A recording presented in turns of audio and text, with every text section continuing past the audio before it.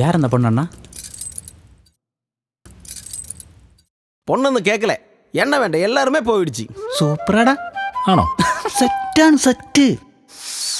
എന്താ പേര്? ഇത്ര നേരം ഞാൻ ക്യാമറ തൂക്കി കിടന്നിട്ട് മരുന്നിന് പോലും എടുത്ത് ഞാൻ കണ്ടില്ല. ചിന്ന പ്രശ്നം തന്നെ.